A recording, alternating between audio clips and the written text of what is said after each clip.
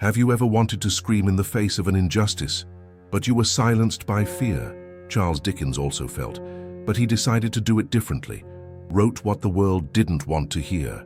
This video will show you how Dickens's writing was an act of courage against the silence of pain.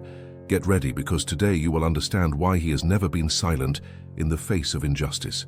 If this message speaks to you, write, "I choose not to shut up in the face of injustice," and subscribe to the channel to receive reflections that awaken, strengthen, and release. Charles Dickens was not born in the midst of literature.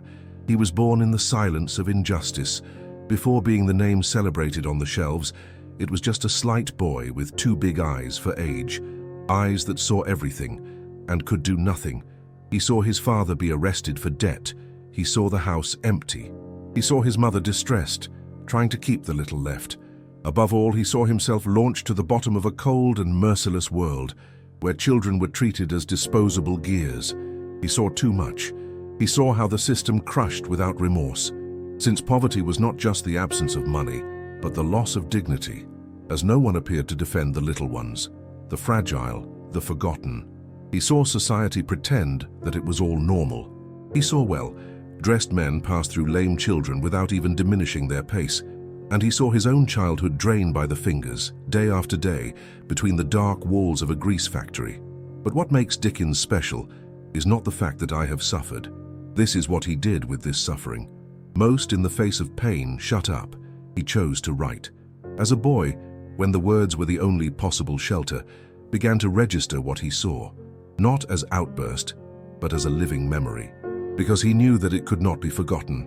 What's more, I knew that if no one wrote about it, the world would continue to believe it was normal. It was there that the writer of the people was born.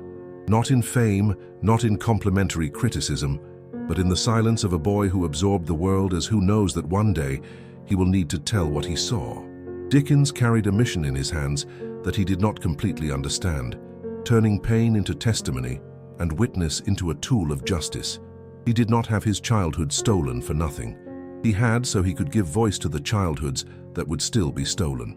Every injustice it witnessed, every tear that wiped into the dark, every scene that recorded in memory with the intensity of those who have no choice, all this has become fuel, became a seed. And that is what makes Dickens more than a great author. He is the boy who saw too much and decided that the world needed to see too, that the pain he knew could not remain hidden, that the eyes that once watched in silence as they crumbled from their own house, now they would guide crowds to see what was always before them, but few in fact dare to see. For Charles Dickens, writing was never a simple artistic act. It was an act of resistance, an act of justice.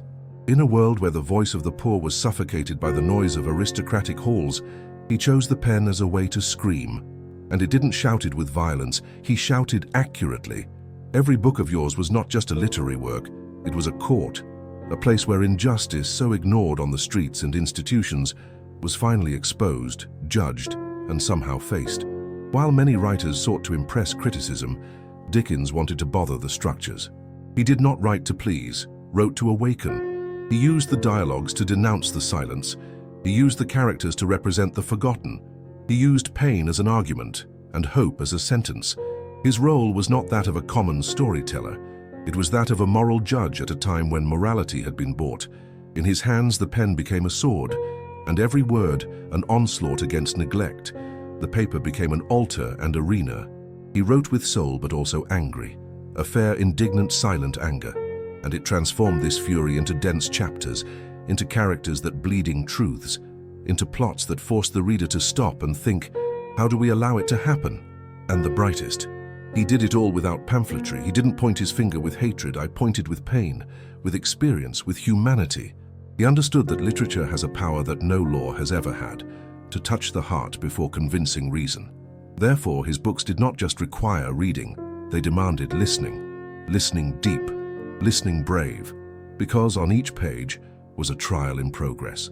The society was defendant, the readers, jurors, and the poor, the witnesses who finally had a voice. Dickens used fiction to reverse a real injustice, that only the powerful had the right to be or lives. He reversed the game, gave the invisible, gave the anonymous name, He gave history to those who were once just background noise, and maybe for that he remains so necessary, because injustice still speaks loudly, but he taught us that even before her we can still write, we can still raise the pen as protest, we can still transform pain into word into conscience, and consciousness into action. Dickens did not silence. He judged with stories, accused tenderly, and condemned, page after page, the coldness of a world that pretended not to see. The world in which Charles Dickens lived was noisy, but this noise did not come from those who suffered the most. The innocent, the orphans, the widows, the workers exploited, the forgotten sick, were dived in silence.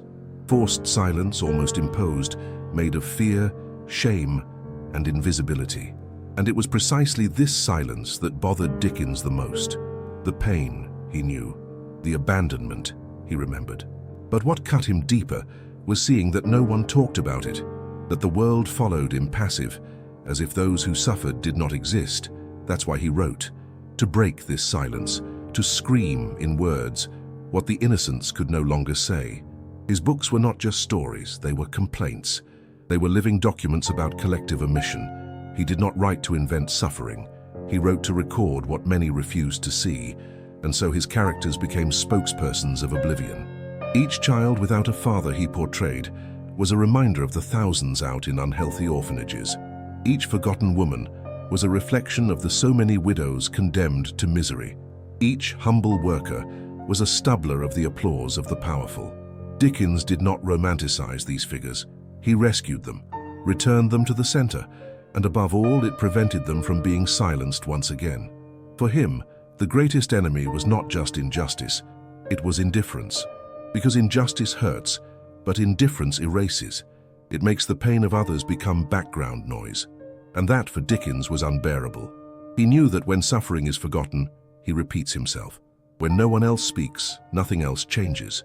And so, every paragraph of yours is a way of keeping the memory alive, insisting they existed, they suffered, and they will not be erased. The silence of the innocent was, for him, a double tragedy. Because the suffering was not enough.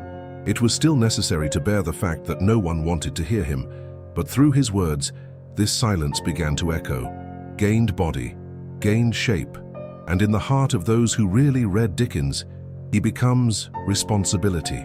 Reading your works is not a neutral act, it is a call. It is accepting to listen to what the world preferred to ignore, and realize that perhaps even today many suffer the same way, silent, invisible, ignored. Dickens wrote so that the pain would not die in oblivion, so that the silence of the innocent was not the last chapter. And now it's up to us, and more than that, not allowing this silence to repeat itself. In the heart of the Victorian era, a time of impeccable appearances, rigid protocols, and moral ostentation, Charles Dickens dared to do the unthinkable, tell the truth, not the truth of aristocratic halls, but that of forgotten alleys, not that of political speeches, but the silent tears of those who slept hungry. At a time when everything was facade, he wrote about what was behind, about what was swept under the rugs, and so writing, for him, was more than literary creation. It was rebellion. Yes, Dickens was a rebel, but not those who wield weapons or rise on stands. His rebellion was more subtle, and therefore even more dangerous. He used books such as spears, used paragraphs as blows, and in doing so, he faced what few had the courage to play: the comfort of the elite, the institutional hypocrisy, the moral blindness of a society that would rather seem fair to being fair.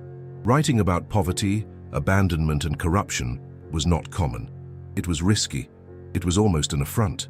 But Dickens did not go back, not because she was moved by hatred, but because she was inflamed by love. A deep, real, visceral love for the little ones, for the forgotten, for the weak who never had a voice. He wrote for them, as if each chapter were a shield, as if each character were a ransom. And it was. His words bothered, and he knew that. But it never apologized, never tried to soften the blow, because I understood that there are times in the story that it is to soften is to be complicit. What to shut up is to betray. And he refused to betray those who carried in his heart, the orphans, the workers, the marginalized women, the invisible sick. They were there in each book, Not as a backdrop, but as a reason to exist. Dickens was rebellious because he cared too much, because I did not accept that the world was how it was, because I knew, since it was a boy, what it was to suffer without anyone doing anything. And he decided that if he could even write about it, maybe something would change. Maybe someone would open their eyes. Perhaps the world was moved enough to move. Writing then became a political act, ethical, spiritual. A shout contained in letters, a silent revolution. And that is why their works are going through centuries, because they are not just beautiful, they are alive.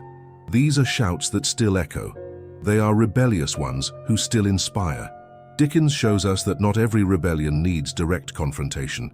Sometimes the courage to say what no one wants to hear is enough, to show what everyone hides, to love both the invisible, that writing about them becomes an act of faithfulness. And perhaps even today, writing, or simply not silent, is the most rebellious act of all. Oliver, David, Nancy, Joe, names that populate the imagination of those who have read Charles Dickens. But it is wrong to think that they were born only of fiction. None of them were completely invented. All somehow were shaped from real voices, real faces, stories that Dickens saw, heard, lived, and that perhaps the world had forgotten if he had not decided to turn them into eternal characters. For Dickens, writing was not just creating, it was witnessing. It was to register what he saw with his own eyes. The hungry boy who ordered more food in a cold orphanage, the young woman explored by men in whom she once trusted, the worker crushed by an indifferent factory, the good and simple man humiliated for no reason. He crossed them all in the alleys of London, in the tight alleys, the days no one wanted to remember, and made them something more than memory. He did justice. Each character who came out of his pen was a response to oblivion. One way of saying, they existed, I saw them, and you will see them too. Because for Dickens, fiction was the most effective way to force society to look into the eyes of those who have always ignored. And he knew, when we name and history, it becomes much harder to turn his face. Nancy, for example, the woman marked by a life of abuse and difficult choices, was more than a tragic character. It was the portrait of thousands of women trapped in cycles of violence. Joe, the sweet with pure heart and innocent look, represented the many unnecessary of the world, treated as invisible. David, the boy who sought to understand his place, was Dickens himself in flesh and memory. And Oliver, the orphan who dared to ask more, was a symbol of the silent courage of the little ones who resist. These characters were not created to entertain, were created to witness, to carry the stories of those who could not write on the back, to pierce the elite bubble that I would rather not know, and above all, to make sure the world could never say, I didn't know. Because by placing these lives in literature, Dickens has transformed them in part of culture, history, collective consciousness. He withdrew the forgotten of the bank and placed them in the center of the narrative, gave them the stage, voice, dignity. Reading Dickens, therefore, is more than appreciating a great author. It is listening to dozens, hundreds, thousands of compressed voices within each character. It is recognizing that behind each story there is a body, a pain, a look. It is understanding that fiction, in the hands of someone who saw too much, can be the greatest instrument of memory and compassion. Each character was and still is a testimony, a reminder that no one is born invisible. It is the world they choose not to see. Charles Dickens was not just a storyteller, it was a system unmasked. In an England who was proud of his progress, his institutions and his social order, he had the courage to look behind the curtain. And what he saw was brutal. The same structures created to protect citizens, schools, courts, churches, factories, were precisely those that crushed the vulnerable most. And in the face of that, he didn't silent. He wrote, but did not write as who begs for pity. Wrote as one who points out, questions, resists. The school, for example, was sold as a place of training, but Dickens showed that for the poor, it was often a space for humiliation, punishment, repression. Teachers beat more than they taught. Education was a privilege, not right, and the children who dared to dream soon learned that their place was silence. The courts, which should serve justice, served the money. The rich one escaped with a handshake, the poor with a torn life. A man could be arrested for not paying a debt, even if the debt was a consequence of his own hunger, and there he stayed, cloistered, along with his family, as if poverty were a crime. Dickens saw this happen to his own father, and never forgot. And the factories are the factories, true slow cemeteries, young children their childhood and thrown into exhaustive journeys, men and women treated as gears, bodies explored to the limit, without rest, without dignity, no voice. The Industrial Revolution brought new machines, but also produced misery on scale, and Dickens, with his sharp penalty, exposed this gear that fed on human flesh. The most impressive is how he did it, with intelligence, with irony, with courage. He didn't need to be a pamphletary. He knew that well. Built literature had greater power. He used caricature characters to represent real figures. He created absurd situations that, when he was read, ripped bitter laughs, because everyone knew it was no exaggeration. It was reality, and his criticism then became even more cutting. Dickens was not blind to what was happening, but I knew that screaming was useless if no one was listening. Then he wrote. He created narratives that involved, thrilled, and at the same time, denounced. His books were horses of Troia. They entered the houses, like literature, and opened the doors to the truth. He wrote to break the system, to dismantle the theatre of the Victorian order, to force the public to recognize that the problem was not the poor, it was what they had done with him. And his goal was not just moving, it was confronting, forcing the elite to see in the mirror of its own omissions. Dickens not only described the system, he exposed it. And in doing so, he started something that few have achieved, transforming the pain into change, the cry in conscience. The literature in revolution. Charles Dickens was read by the elite. It was commented on aristocratic clubs, quoted at elegant dinners, debated in the refined rooms of Victorian society. But his voice, despite echoing between crystals and velvet curtains, never belonged to that world. He came from elsewhere, of a basement, of a grease deposit, from a cell that had no bars, but hunger, abandonment, and shame. And so every word he wrote carried the tension of those in a party. But with his eyes fixed on the street, Dickens knew the halls on the outside. He knew what was said inside, but it didn't bow to this glow. His penalty has never been at the service of the powerful. It was actually a sharp blade against the illusion that everything was fine. While the aristocracy laughed at his eccentric characters, he, with cunning, pulled out veils. It showed that outside the ornate windows there was a bleeding crowd, children sleeping in the open, women selling their own body to buy bread, workers crushed by inhuman journeys. And he wrote about all this, not aggressively, but strategically. I knew that a direct criticism would be rejected. Then he chose the path of irony, emotion, humanity. It made the rich reader fall in love with an orphan, if it moved by a prostitute. It was outraged by a system that deep down benefited it. It was his way of hacking the defenses of the ruling class, to take them, even without realizing it, looking out of their walls. Dickens deconstructed the comfort of the rich with delicacy and accuracy. It didn't insult them. He denied them, showed hypocrisy hidden under philanthropy, the indifference disguised as politeness, the cruelty packed in social norms, and in doing so, it caused a discomfort that could no longer be ignored. Because since the other's pain enters the art door, it never comes out the same way. Even being celebrated by the highest circles, Dickens remained faithful to his origin, never forgot the boy he was, the dirt on the feet, the feeling of being nobody. And that's why her literature is still so true. She talks from the bottom up, from the inside out, with your feet in the mud and your eyes in the sky. He didn't want to destroy the elite. I wanted to wake her up. I wanted those who had everything to realize that the world was not summarized to their own reflection, that there were people dying outside the ball halls, that it was not enough charity in December if there was neglect all year round. And above all, I wanted the stories he told to become a bridge, not just entertainment. Dickens' voice was uncomfortable because it was not theirs. It was from the people, and echoed within the elite as a reminder that privilege without responsibility is just another form of violence. Charles Dickens never wrote to pass the time. His stories were not born of boredom, nor a search for fame or acceptance.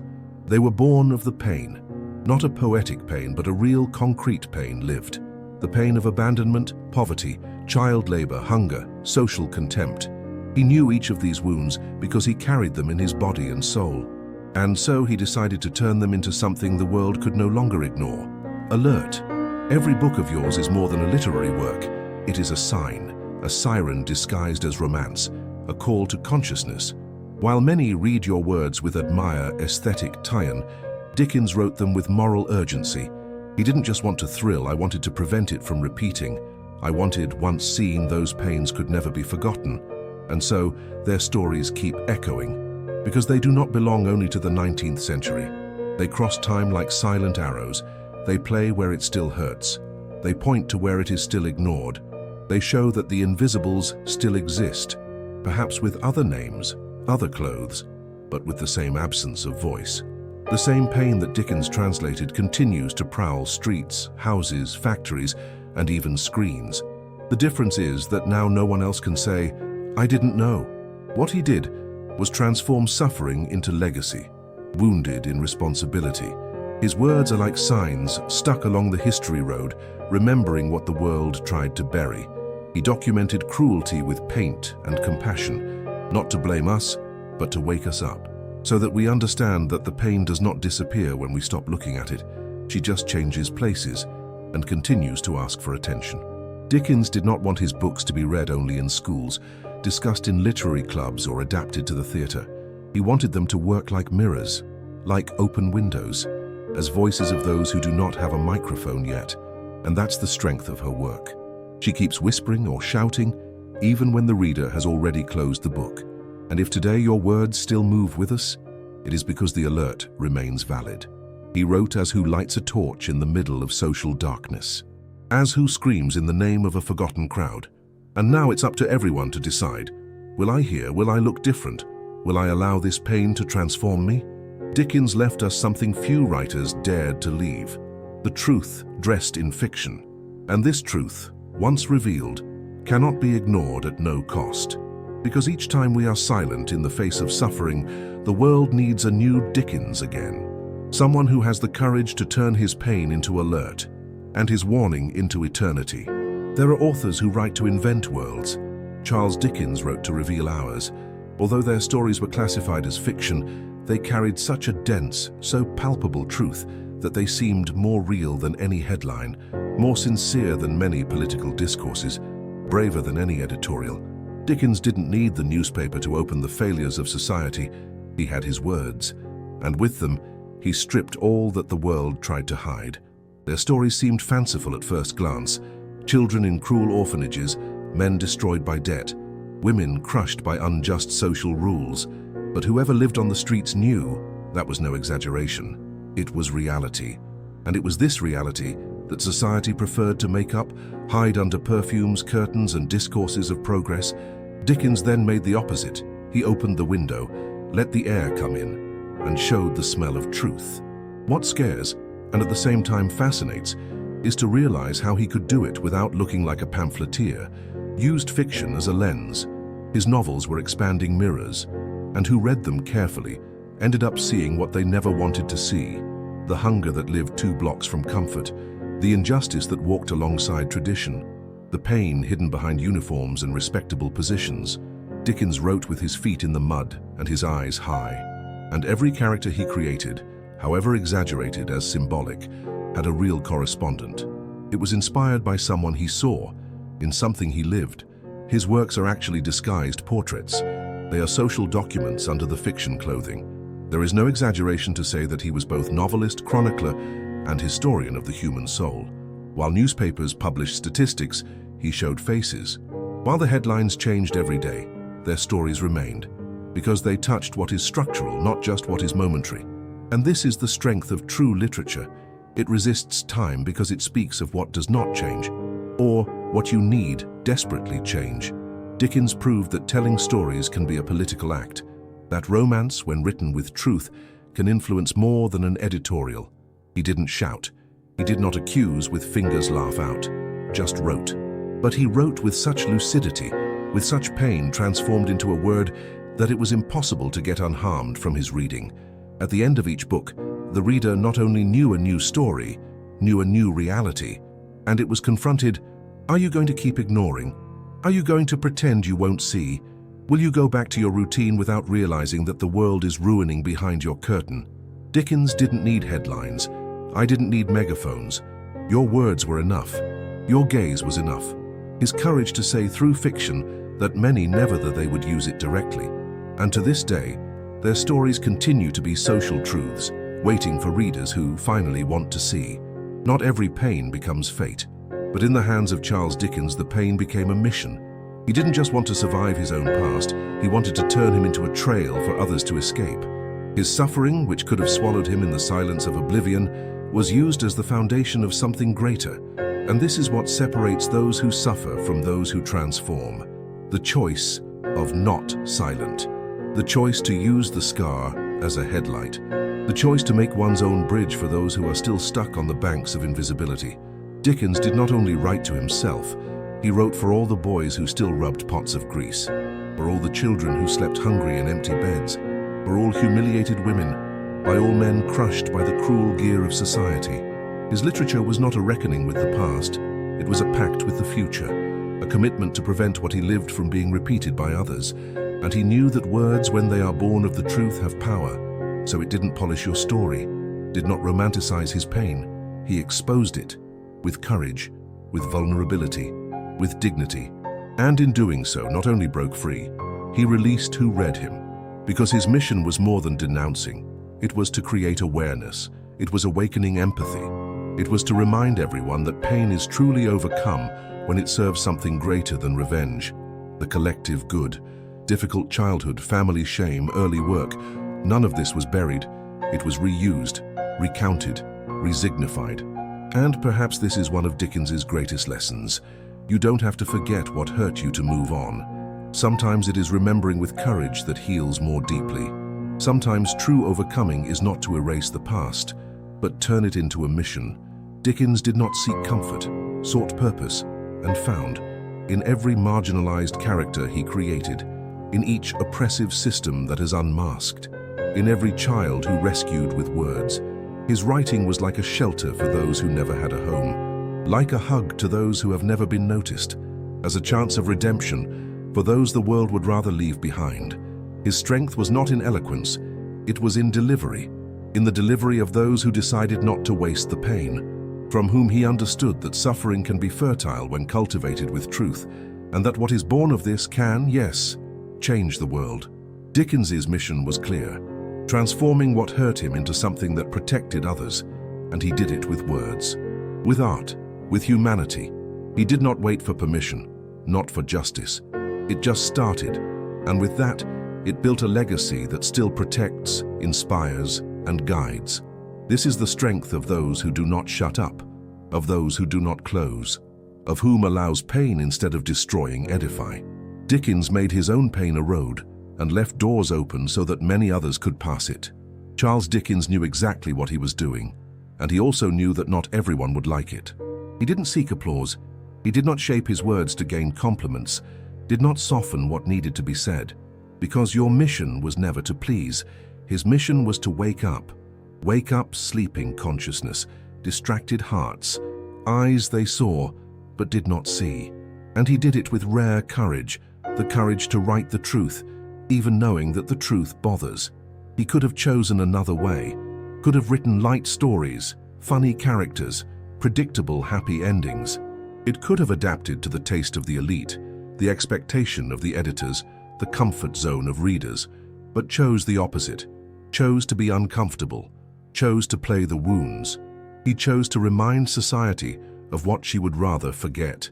With each chapter, Dickens lit a light on a dark corner, about a social injustice, institutional hypocrisy, a pain that no one wanted to hear, and I knew that by doing so, it would arouse reactions. Some were thrilled, others revolted. But indifference was never an option, because your words had weight. They were directed, they had purpose. He wrote to poke, to turn mirrors against the reader's face, to force him to reflect, what if it was with me? What if I were this boy, this woman, this man crushed by the system? Dickens's literature was not just asking for reading, he asked for positioning, and so I didn't please everyone, because not everyone was willing to change after reading, but that never stopped him. On the contrary, it reinforced its mission. He knew that writing to please is easy, but writing to wake up is necessary. He didn't want satisfied readers. I wanted transformed readers. I didn't want them to say, "What a beautiful story." I wanted them to say, "I need to do something." And maybe this is the grand mark of writers who leave legacy. They do not write to be accepted. They write to provoke change, to shake structures, to challenge comfort. Dickens did this like few. With skill, yes. With beauty too, but above all with intentionality. Every paragraph of yours is an invitation or a challenge, leaving the neutral zone, looking at, to act with more humanity. And this posture, this commitment to the truth, is what made your work cross centuries. Because when you write with truth, time does not erase. When it is written on purpose, the voice remains alive. Dickens did not mold the world, shaped the world with his words. He was not echoing public opinion. It was a prophetic voice in the face of collective omission, and left us a lesson that goes for writers, artists, leaders, and anyone with the courage to express themselves. Do not write to please, write to wake up. There comes a time when silence is no longer a neutral choice. Where to keep silent in the face of the pain of others is the same as agreeing with her. Charles Dickens understood that early and chose not to shut up. He saw the injustice, felt the rejection, carried the abandonment on the skin, and instead of silencing to survive, he wrote to transform. He made the words his resistance. And today, your life keeps echoing as a firm invitation to all of us. Don't be silent. Dickens had no riches, no political influence, no weapons, but there was a pen, and with her, he faced giants, toppled walls of indifference. He opened rotten systems, touched hearts, and all this because he decided to raise his voice. Did not shout it, he wrote. Didn't attack, he said.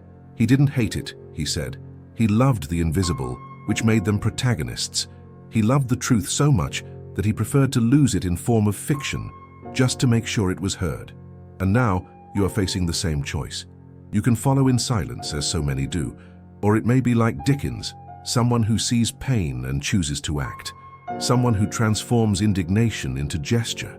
That transforms history itself into an instrument of justice, which understands that words, when used with compassion, can be stronger than any corrupted structure.